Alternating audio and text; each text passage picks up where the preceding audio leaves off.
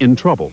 Someone on United Airlines Flight 93, traveling from Newark, New Jersey to San Francisco, called 911 and reported a hijacking.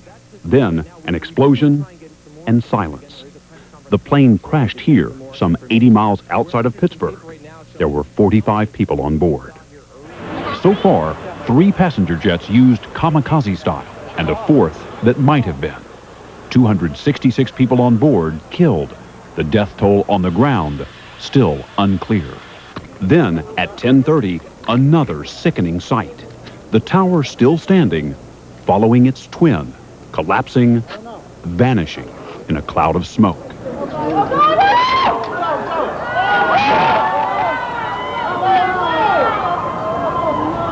By 11 o'clock, the sense of alarm had spread across the country. Troops standing guard as national landmarks were shut down. Fighter jets actually patrolling the skies as the last airborne passenger planes rushed to safety. 11:14, officials trying to manage the disaster, struggling to describe it all.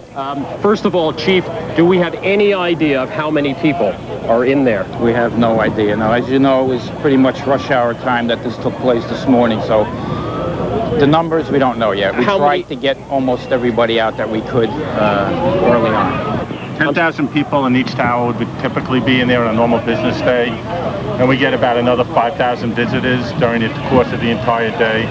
So by 8:30, 9 o'clock, the building should have been full. And New Yorkers were struggling too. And now they both collapsed. There's no more World Trade Centers. At 11:42, another plane from Boston declared an emergency. Fearing a bomb on board, it landed in Cleveland. Soon, all planes in Canada as well as the U.S. were grounded. The borders with Mexico and Canada were sealed, and Major League Baseball announced the cancellation of all games scheduled for today. At 1:12, President Bush, at Barksdale Air Force Base in Louisiana, again spoke to the nation. Freedom itself was attacked this morning by a faceless coward. And freedom will be defended. I want to reassure the American people that the full resources of the federal government are working to assist local authorities to save lives and to help the victims of these attacks. Make no mistake, the United States will hunt down and punish those responsible for these cowardly acts. Moments after his speech, the president reboarded Air Force One for a then undisclosed location. Meanwhile, in New York, an army of rescue workers and volunteers from the city's building trades and other unions made their way to the wreckage of Lower Manhattan, seeking the injured and dead. You guys going back? Yes.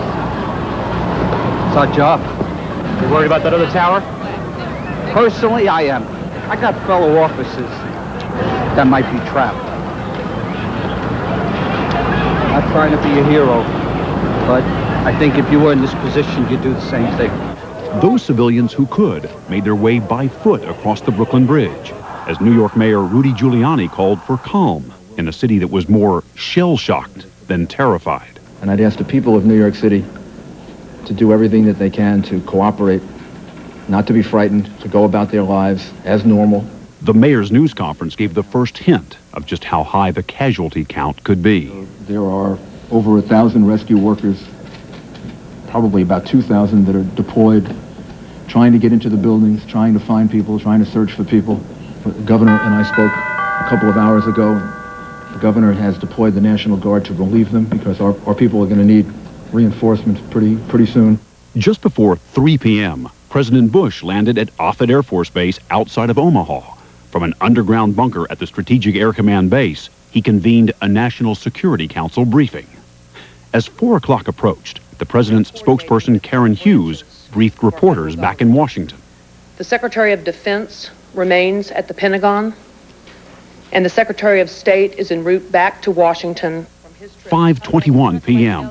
Even as people around the country struggled with the enormity of today's events, a third building at the World Trade Center, damaged by this morning's attacks, collapsed. They advised us to leave because we have...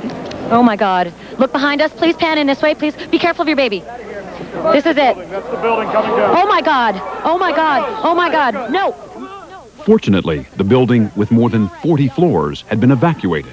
But once again, the concrete canyons of Lower Manhattan were filled with the sounds of sirens and the sight of people fleeing for their lives.